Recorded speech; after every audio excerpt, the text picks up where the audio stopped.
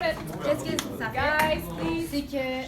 Ça se passe pas long. Je sais pas si vous voyez, mais ça, c'est le circuit sans comme toute la couverture. Donc, on peut bien voir les components. Puis, qu'est-ce que ça fait ici? C'est dès que j'ouvre la batterie, c'est que ça va tourner la roue de Lego. Puis, avec un potentiometer, je peux changer la vitesse et même la direction. Donc, quand ça m'arrive à la vitesse maximum ou minimum, ça me dit que c'est la minimum de la roue. Je vais changer de... Comment on peut voir que ça a changé de direction? Donc, qu'est-ce qui était difficile avec ça? C'était que ça, c'était pas supposé de mon projet au début. C'était supposé, avec ce moteur-là, de tourner autour d'un pivot puis de changer de direction et de vitesse. Mais après, j'ai su que ça change pas de vitesse. Puis je peux pas read la vitesse sur un LCD.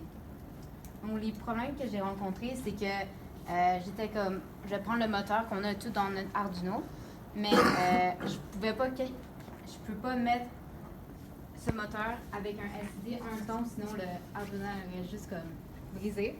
Donc, j'ai dû utiliser un super module pour donner l'énergie.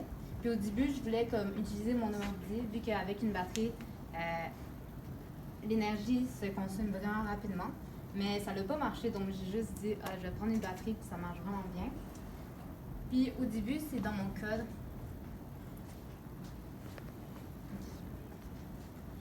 C'est pour changer la vitesse. J'ai inséré les values ici directement. Mais je trouvais que c'était pas très efficace. Donc qu'est-ce que j'ai fait, c'est que j'ai pris un potentiometer. Puis pour changer la direction ou la vitesse, qu'est-ce que ça fait? C'est beaucoup plus simple si tu as juste à le tourner. Puis dépendamment la direction du tourne, ça fait tourner la vitesse, ça fait tourner la roue à une certaine vitesse, puis à une certaine direction. Puis comment c'est la direction, c'est si c'est positif ou négatif, ça va donner la value. Puis aussi, je voulais rajouter quand ça dit le maximum value. Donc j'ai mis plus haut que 6.7 vu qu'avec l'air, ça peut changer un peu la vitesse de la roue. Puis, pour le minimum value, c'est moins de 6.7 aussi. Moins 6.7, ouais. Sinon, c'était juste...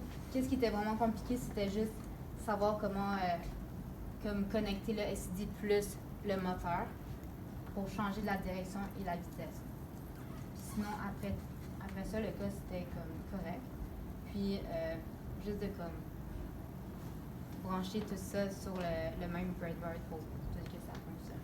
Qu'est-ce qu'on aurait pu fabriquer avec ça? Une genre de roue à aube, une tour de forteresse qui ouvre, une porte de forteresse qui ouvre, qui ferme. Qu'est-ce que tu aurais pu... Mais le problème, c'est que... Un autre problème, c'est que le moteur, genre, il supporte vraiment pas un gros poids. Il aurait fallu un truc Donc, en papier. c'est pour ça que j'ai pris une pièce de Lego parce que c'est vraiment léger.